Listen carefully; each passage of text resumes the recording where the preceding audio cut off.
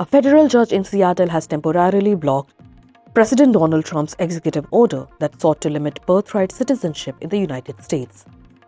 The judge called the order blatantly unconstitutional and issued a restraining order after 4 Democratic-led states challenged it. On Thursday, U.S. District Judge John Cougar halted the enforcement of the order, which Trump signed on his first day in office. It was one of the famous 80 executive orders he signed in a marathon signing session on the first day of taking office.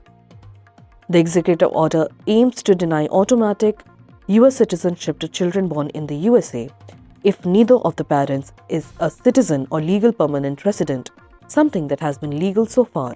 Any person born in the U.S. is a citizen of U.S. This move was followed by immediate backlash, with civil rights groups and attorneys general from 22 states filing lawsuits, calling the order a direct violation of the U.S. Constitution. Washington Assistant Attorney General Lane Polozola, representing the states of Washington, Arizona, Illinois, and Oregon, argued that the order would leave babies born in the U.S. without citizenship. Quote, "This is a flagrant violation of the Constitution," Polozola said. The lawsuit filed in Seattle has gained traction faster than others, and Judge Cougar has been urged to act swiftly. If allowed to stand, Trump's order would affect more than 150,000 newborns each year, denying them citizenship, social security numbers, and access to various government benefits. News reports have been floating that Indians residing in USA are rushing for cesarean sections or surgeries to have their babies born before the executive order takes effect. The 14th Amendment, which guarantees citizenship to anyone born in USA, has been upheld for over 100 years. Critics argue that Trump's policy undermines this fundamental right, and many see it as his larger part of crackdown on immigration. The Justice Department has defended the order, calling it crucial to addressing the nation's immigration issues, while Trump's Republican allies have introduced legislation to restrict birthright citizenship further. Despite all of this, his other election promises, like ending illegal immigration, are being implemented with swift and prompt execution. Trump's administration has launched a major crackdown on illegal migrants.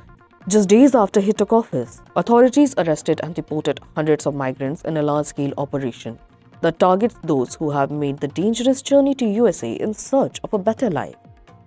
White House Press Secretary Karoline Leavitt confirmed that 538 illegal migrants were arrested, including individuals with criminal backgrounds such as members of a violent gang and people convicted of serious crimes like child sexual abuse. Quote, "The Trump administration arrested 538 illegal immigrant criminals and deported hundreds via military aircraft," Leavitt said, calling it the largest deportation operation in history. This move is a part of Trump's ongoing efforts to tighten border security and reduce illegal immigration, according to the Republican Party. It claims that millions of people have entered the country unlawfully in the past 4 years and pose risk to public safety. The President signed an executive order soon after taking office that includes measures to protect Americans from the so-called invasion by illegal immigrants, in his words. However, critics argue that these harsh policies unfairly target vulnerable migrants, many of whom are fleeing violence and poverty in their countries of origin. The crackdown follows the approval of a new bill, the Leak-and-Riley Act, which pushes for detention and deportation of undocumented migrants involved in criminal activities.